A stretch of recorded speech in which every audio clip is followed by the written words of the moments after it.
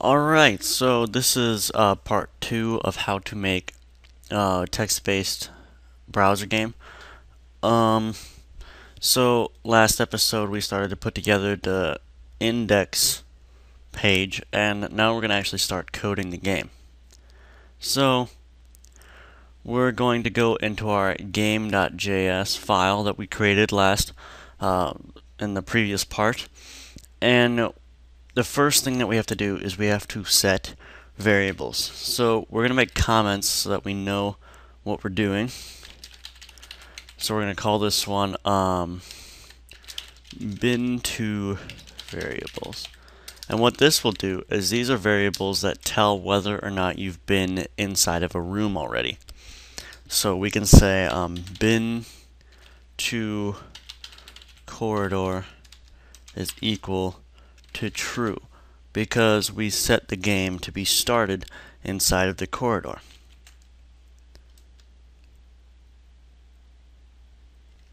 So since that's the only room we have so far, that's all we're going to do. Now, we have to add some items to the game.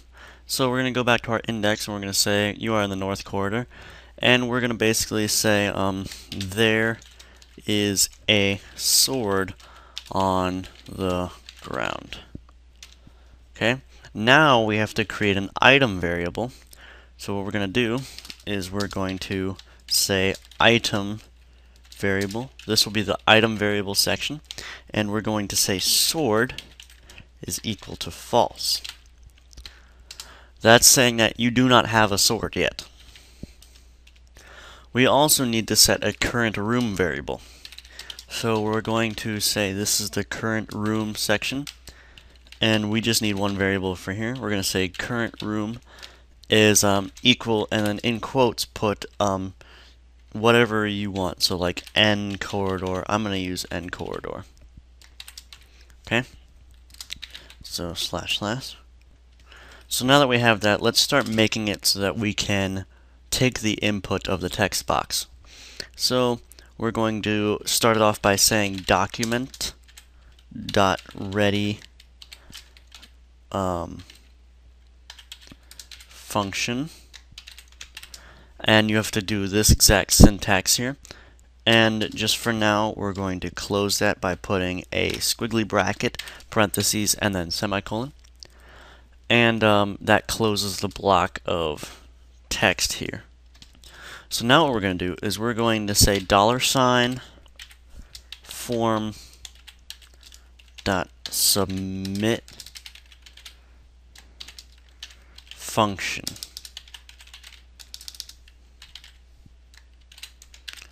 And what this is going to do is this is basically this whole syntax here. It's saying when the form is submitted, perform this action, and we're about to say what it's going to do. So now we're going to set the variable input. So we're going to say var input is equal to $, and then open parentheses, and then double quotes, and we're going to go here. This ID is command line. So we're going to say var input is equal to that, and then you have to put $, command line dot val. And what that does is that takes the value of the text field and it makes it a variable called input. If you're having trouble with the syntax of jQuery, there's lots of tutorials and stuff online.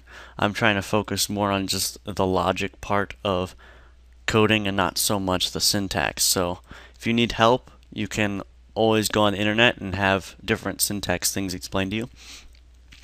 But anyway, so the next thing that we're going to do is we are going to create a help section now. So we're going to say if, and then in parentheses, input two equal signs is equal to, we're going to say help. Then we're going to make it say, we haven't created this section yet, but we're going to say message help dot clone dot insert before, and this is where the placeholder comes in. We're gonna say to insert before placeholder, and then we're gonna say dot fade in 1000, and then we're gonna close that bracket, that squiggly bracket. So basically what this is saying now is this is saying, alright, if the value of the input field is equal to help, then we're going to show this message help. We have to clone it first, because if we don't, then it won't show duplicates of the message. It'll just keep moving it around the page instead of, keeping your past history. And insert before placeholder, that's where this comes in. Placeholder, it's going to be inserted right above that right here, which makes everything else above it scroll up, which is the desired effect. And the fade in is pretty self-explanatory. It'll take a second to fade fully in, because the time is milliseconds, so 1000 milliseconds is equal to a second. So now we're going to just, for example, close that brackets. We have to make sure that everything's closed. So that's basically saying, when the document's ready, basically it's detecting constantly what's happening on the page. And if it detects that you submit the form, then it's going to say set the input variable equal to the command line value. And then if the input is equal to help, show message help. So we're going to put the message help in here. So like we did last episode, we're going to say PID equals message help. Whoops, still in jQuery mindset. And we're going to say here is a list of commands. And you can add your list of commands there, make it your own game. But basically whatever you put in that P tag will be shown when you type help in the box. And we have to also do this. We have to say style equals display none. So that way it doesn't show up when we first load the page. Now there's one other thing that we have to do in this code here, is we have to say, okay, after it checks what the input is equal to, and after it does everything it needs to do, we're just going to say,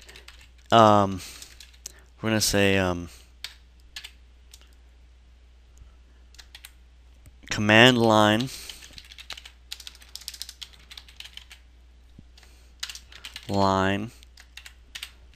dot val, and this is, we're setting the value here, and we're basically setting it to blank. That'll reset the text box for us. So let's see if our game works properly. So I'm going to open this in Chrome.